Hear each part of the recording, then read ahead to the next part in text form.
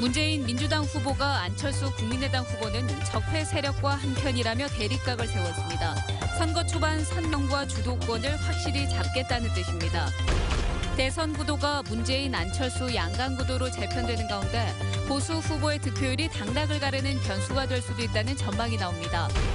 의약품 도매업체로부터 15억 원의 불법 리베이트를 받은 혐의 등으로 광주 모 병원 원장이 구속됐습니다. 산업 규모가 열악한 탓에 호남권이 글로벌 강소기업 선정에서도 불이익을 받고 있습니다. 여러분 안녕하십니까? 민주당의 문재인 후보가 경선이 끝나자마자 호남 지역부터 찾았습니다. 안철수 후보와의 양강 구도에서 주도권을 잡겠다는 뜻으로 보입니다. 안 후보를 적폐 세력과 한편으로 몰아세우며 대립각을 세웠습니다. 박수인 기자입니다. 목포 신항을 찾은 문재인 후보는 안철수 후보와의 대결을 정권 교체 후보와 정권을 연장하려는 후보의 대결로 규정했습니다. 적폐 세력의 지지를 받아 안 후보가 집권한다면 그건 정권 교체가 아니라 정권 연장이라는 주장입니다. 과연 안철수 후보가 정권 교체를 말할 수 있는 것인지 저는 그것부터 우선 의문스럽습니다. 안 후보가 촛불 집회에 나오지 않은 것을 자랑스럽게 말했다고도 비판했습니다. 안 후보를 적폐 세력과 한편으로 몰아세움으로써 야권의 심장인 호남에서부터 주도권을 쥐겠다는 의도로 보입니다. 광양제철소와 국립 5.18 묘지를 잇따라 방문하며 통합의 의미도 담았습니다. 대한민국의 산업화와 민주화의 어떤 통합을 우리가 바라는 그런 취지로 오늘 일정을 잡았습니다. 특히 경선 때 경쟁했던 후보 측을 아우르는 용광로 선대위를 구성하고 지역과 세대, 이념 갈등도 하나로 통합하겠다는 의미를 담아 용광로 앞에 서기도 했습니다. 대선 구도가 양강 구도로 재편된 가운데 호남으로 먼저 달려온 문 후보는 상징적인 장소들을 돌면서 치유와 통합의 메시지를 부각시키며 안 후보와의 차별화를 시도했습니다. MBC 뉴스 박수인입니다. 광주를 방문한 자유한국당 홍준표 후보 역시 안철수 후보를 견제했습니다. 보수층이 안 후보 쪽으로 몰릴 수 있다는 점을 의식한 행동으로 보입니다. 윤근수 기자입니다. 자유한국당의 홍준표 후보는 국민의당 안철수 후보를 집중적으로 견제했습니다. 안 후보의 지지율 상승은 갈 곳을 찾지 못한 보수 유권자들이 일시적으로 만든 뜬구름이고 착시 현상일 뿐이라고 깎아내렸습니다. 또 국민의당은 민주당의 이중대로서 결코 1중대를 이길 수 없다고 말했습니다. 호남 1, 2중대, 호남 정탈전 벌이는 거 그거 가지고는 대선 치르기가 어려울 겁니다. 그렇게 치르지는 않을 겁니다. 홍 후보의 당선 가능성이 낮아지면 보수 성향의 유권자들이 안철수 후보 쪽으로 몰릴 수 있다는 점을 의식한 걸로 보입니다. 홍 후보는 9회 말 역전 만루 홈런을 기대하며 새판짜기를 노리고 있지만 현재의 지지율로만 보면 당선 가능성이 높아 보이진 않습니다. 하지만 홍 후보의 득표율이 승부를 결정짓는 변수가 될 수는 있습니다. 현재의 문재인, 안철수 양강 구도에 큰 변화는 없겠지만 양자의 당락 여부에 영향을 미칠 수는 있다고 보는 거죠. 전문가들 사이에서는 홍 후보의 득표율이 15%를 넘으면 문재인 후보가, 넘지 못하면 안철수 후보가 유리할 거라는 전망도 나오고 있습니다.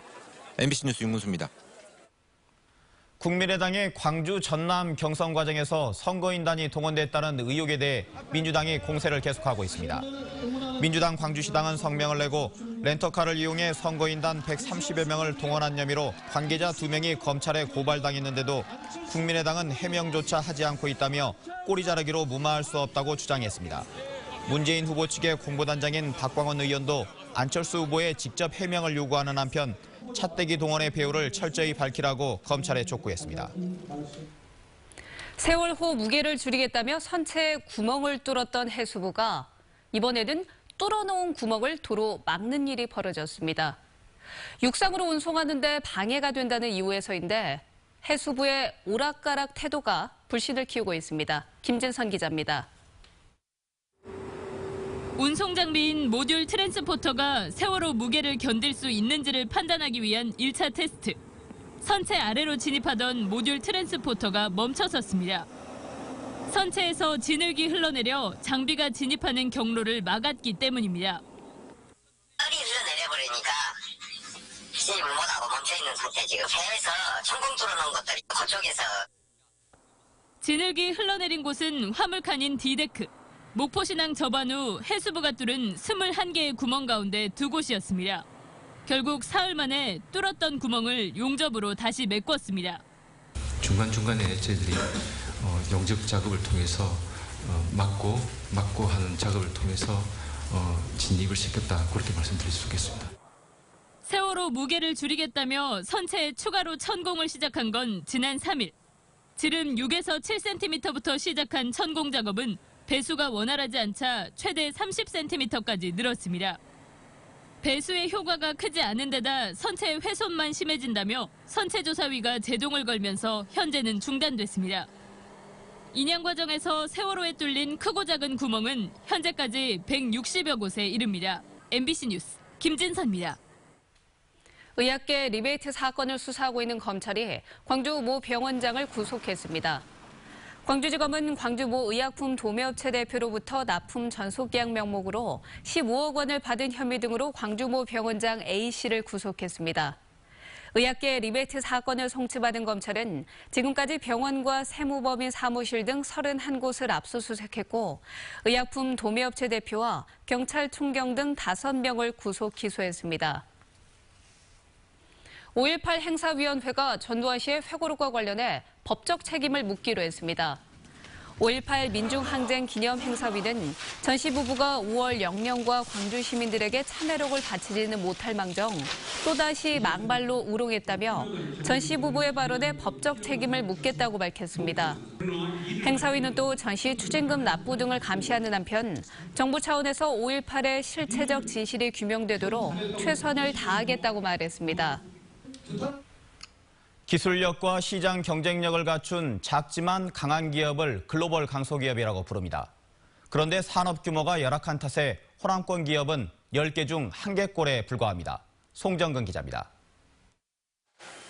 지게차나 굴삭기 등 중장비의 유압계통 부품을 생산하는 이 업체는 국내 시장을 90% 이상 점유하고 있습니다. 기술 개발을 통해 전량 수입 부품을 국산화하는 데 성공했고 이를 바탕으로 일본과 독일, 터키 등 글로벌 시장에서 호평을 받고 있습니다. 탑3에 돼 있는 그런 회사들을 공략을 해서 세계의 기업의 글로벌 회사로 나갈 수 있도록 저희들이 준비하고 있습니다. 중기청이 우수한 기술력을 갖춘 지역 내 중소기업 10곳을 신규 글로벌 강소기업으로 선정했습니다. 일정 규모 이상의 매출액과 수출 비중 등을 고려해 기업을 선정하고 향후 4년 동안 연구개발과 해외 마케팅 사업을 지원합니다. 제도가 시행된 지난 2011년부터 글로벌 강소기업은 전국에 걸쳐 총 700여 개. 하지만 이 가운데 광주 전남의 기업 비율은 7.5%에 불과합니다. 호남권 전체로 봐도 10.5% 수준에 머물고 있어 권역별로 전국 최하위를 기록하고 있습니다. 호남 지역의 기업이 영세하다 보니 선정 기준에 적합한 경우가 적기 때문입니다.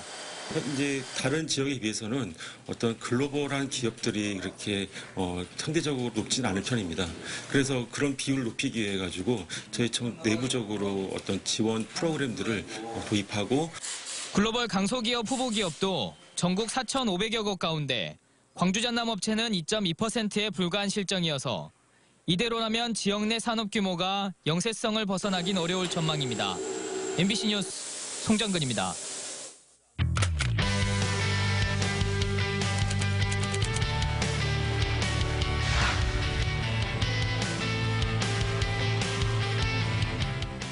남자로 태어난다면 어떤 삶일까 가끔 궁금할 때가 있는데요. 통계청이 발표한 통계로 본 남성의 모습. 우리 지역 남성들은 어떨까요? 광주의 남성 인구는 73만 7천여 명인데요. 여성 100명당 남성 98.9명으로 여성이 남성에 비해서 많은 것으로 나왔습니다.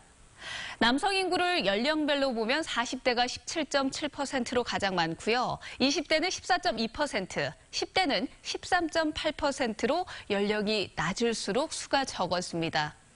남성 인구 10만 명당 사망자 수는 527명으로 여성보다 38명 많았습니다. 사망 원인은 암, 뇌혈관 질환, 심장 질환 순이었는데요. 남성 10명 가운데 7명이 술을 마신 것으로 나타났습니다. 술 마시는 횟수는 주 1, 2회가 32.8%로 가장 많고요. 매일 마시는 남성도 7.7%나 됐습니다. 그렇다면 건강관리는 잘 하고 있을까요? 아침을 먹는 남성은 65%에 불과하고요. 6시간 이상 적정 수면을 취하는 남성은 77%에 그쳤습니다. 규칙적으로 운동을 하는 남성은 절반도 되지가 않았는데요. 남성들의 문화 활동은 영화 관람이 84%로 가장 많고요. 주말이나 휴일에는 그냥 TV를 본다는 응답이 68.9%로 가장 많았습니다. 통계로 본 남성의 모습 어떻게 생각하시나요? 오늘의 검색창이었습니다. 멸종위기종인 상괭이가 바다에 설치된 그물에 걸렸다 해경에 구조됐습니다. 여수 해양경비안전선은 오늘 오전 10시쯤 여수 만성리해수욕장 인근 해상에서 그물에 걸려있는 상괭이 한 마리를 구조해 다시 바다로 돌려보냈다고 밝혔습니다. 우리나라 토종고래인 상괭이는 개체수가 크게 줄어 보호대상 해양생물로 지정돼 있습니다.